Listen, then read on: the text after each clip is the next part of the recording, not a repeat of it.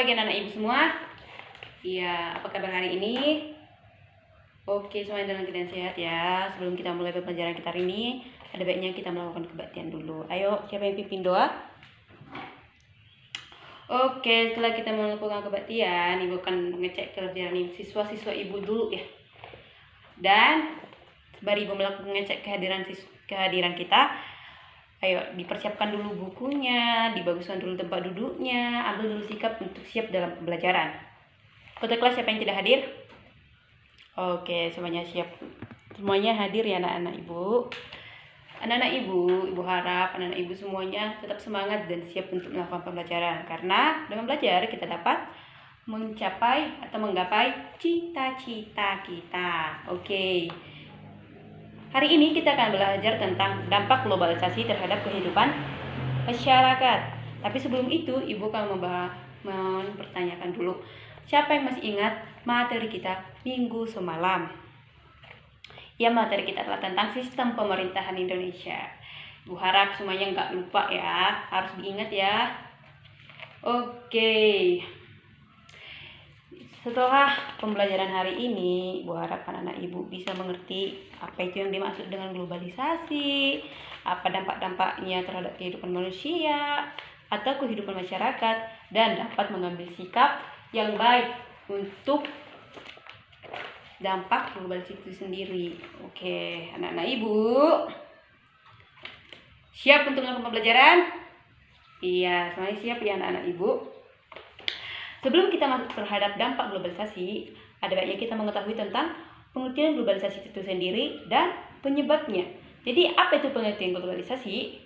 Globalisasi adalah suatu proses sosial atau proses sejarah ataupun proses alamiah yang akan membawa seluruh bangsa atau negara di dunia ini semakin terikat satu sama lain. Apa itu penyebab dari terjadinya globalisasi? Penyebab terjadinya globalisasi adalah rasa ingin tahu yang menyebabkan munculnya penemuan baru dari penelitian yang dilakukan, baik dalam ilmu pengetahuan maupun alat-alat yang akan mempermudah pekerjaan manusia itu sendiri. Oke? Apa tadi itu globalisasi? Iya. Tepuk tangan untuk Andi, karena Andi benar ya. Nah, Ibu. Nah, kita masuk ke dalam topik utama kita, yaitu dampak globalisasi. Dampak globalisasi itu terdiri dari dampak terhadap dalam bidang gaya hidup, dalam bidang sandang dan pangan, teknologi informasi, transportasi, dan nilai dan tradisi atau sosial budaya. Untuk membahas ini, dampak globalisasi ini, kita bentuk kelompok ya anak-anak ibu. Kita bentuk kelompok. Kelompoknya 4 kelompok ya. Oke, sudah dibentuk? Oke, ibu akan membagikan lembar kerja siswa. Ini menjadi acuan untuk pembelajaran kita atau menjadi acuan dalam diskusi. Kelompok 1 membahas tentang gaya hidup, kelompok 2 membahas tentang sandang dan pangan, kelompok 3 membahas teknologi dan informasi, kelompok 4 membahas transportasi. Untuk nilai dan tradisi itu kita akan membahas bersama nanti ya. Oke, ini nanti anak-anak ibu itu kan ada di LKS-nya. Nomor 1 misalnya bidang yang terkena dampak globalisasi, itu kelompok 1 yang membahas yaitu gaya hidup. Ditaruh contohnya, jika dulu taraf pendidikan masyarakat masih SD, SMP.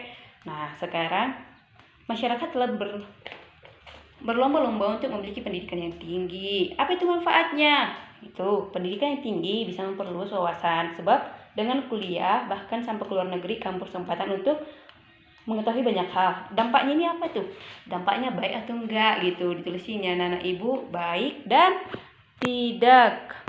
Setelah kita tadi mendengarkan presentasi dari setiap kelompok, berarti anak-anak ibu sudah mengerti tentang dampak globalisasi itu sendiri.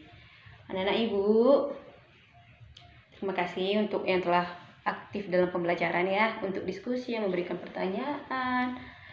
Terima kasih banyak. Oke, jadi siapa yang mau bertanya? Oke, tidak ada ya. Jadi untuk mengakhiri pembelajaran kita, siapa yang mau mengambil kesimpulan? Iya, globalisasi itu adalah proses ketika dunia menjadi seragam karena kehilangan jati diri, dan dampak globalisasi itu bukan hanya baik-baiknya aja, ada juga dampak negatif, tergantung kita mengambil sikap. Untuk mengakhiri pembelajaran kita, ada PR yang harus dikerjakan, itu lihat di buku paketnya. Untuk mengakhirinya pembelajaran kita, selamat siang anak-anak ibu dan terima kasih semuanya.